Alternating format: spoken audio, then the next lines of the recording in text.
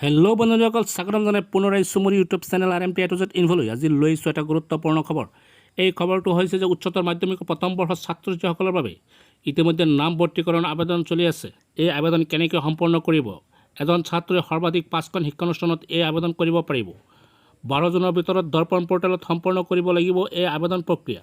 ছাত্ৰীসকল, তোমালোকে কেনেকৈ এই আবেদন কৰিবা সবিশেষ A to Z মই দেখাই দিছোঁ। এটা এটাকৈ তোমালোকে চাই লোৱা ইয়াতে কি লিখিছে।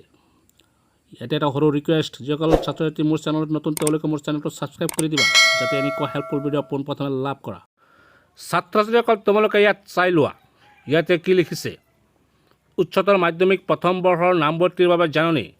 দৰ্পণ পৰ্টেলৰ জৰিয়তে সকলো শিক্ষাৰ্থীয়ে কৰিব লাগিব আবেদন। 29 মে'ৰ পৰা 9 জুনলৈ আবেদন কৰিব পাৰিব শিক্ষাৰ্থীয়ে। এগৰাকী শিক্ষাৰ্থীয়ে সৰ্বাধিক 5খন শিক্ষানুষ্ঠানৰ বাবে কৰিব পাৰিব আবেদন। 12 জুনত নামভৰ্তিৰ বাছনি তালিকা প্ৰকাশ পাব দৰ্পণ পৰ্টেলত। 16 জুনৰ ভিতৰত নামভৰ্তি নিশ্চিত কৰিব লাগিব দৰ্পণ পৰ্টেলৰ জৰিয়তে। কোনো শিক্ষানুষ্ঠানে অফলাইনত কৰিব নোৱাৰিব নামভৰ্তি। তোমালোকে নিজ চকুৰে চাব পাৰিছা।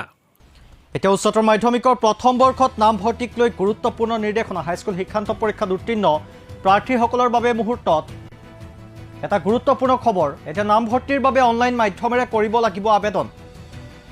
এতিয়া উচ্চতৰ মাধ্যমিকৰ প্ৰথম বৰ্ষত নামভৰ্তিক লৈ গুৰুত্বপূৰ্ণ নিৰ্দেশনা জাৰি কৰা হৈছে। নামভৰ্তিৰ বাবে অনলাইন মাধ্যমেৰে কৰিব লাগিব আবেদন। এতিয়া অফলাইন মাধ্যমেৰে কোনো শিক্ষানুষ্ঠানে কৰিব নোৱাৰিব শিক্ষাৰ্থীৰ নামভৰ্তি। এনেকেবোৰ এতিয়া নীতিৰ নিৰ্দেশনা জাৰি কৰা হৈছে। 29 মে'ৰ পৰা দৰ্পণ পৰ্টেলত আৰম্ভ হ'ব আবেদন প্ৰক্ৰিয়া। এতিয়া 29 মে' তাৰিখৰ পৰা দৰ্পণ পৰ্টেলৰ জৰিয়তে আবেদন প্ৰক্ৰিয়া আৰম্ভ হ'ব আৰু আবেদন কৰিব পাৰিব সৰ্বাধিক 5খন শিক্ষানুষ্ঠানত শিক্ষাৰ্থীয়ে কৰিব পাৰিব আবেদন। এতিয়া অফলাইন মাধ্যমেৰে কোনো শিক্ষানুষ্ঠানে কৰিব নোৱাৰিব শিক্ষাৰ্থীৰ নামভৰ্তি। আৰু 12 জুনৰ নিশা প্ৰকাশ পাব নামভৰ্তিৰ বাছনি প্ৰক্ৰিয়া।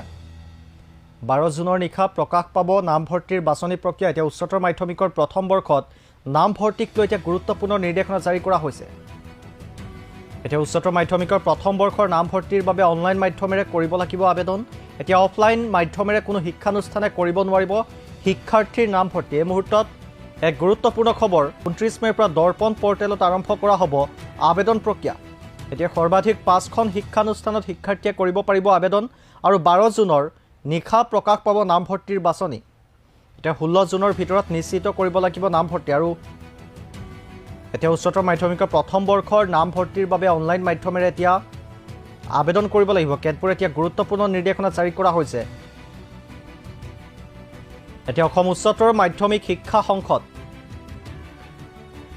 2023-24 বৰ্ষৰ বাবে এতিয়া আসাম হায়াৰ ছেকেণ্ডেৰী এডুকেশ্যন কাউন্সিলে একাদশ শ্ৰেণীৰ নামভৰ্তিৰ সন্দৰ্ভত জাৰি কৰিছে এক গুৰুত্বপূৰ্ণ নিৰ্দেশনা। আৰু এই নিৰ্দেশনা অনুসৰি সকলো শিক্ষাৰ্থীয়ে শিক্ষা বিভাগৰ দৰ্পণ পৰ্টেলৰ জৰিয়তে এতিয়া নামভৰ্তিৰ বাবে অনলাইন আবেদন কৰিব লাগিব।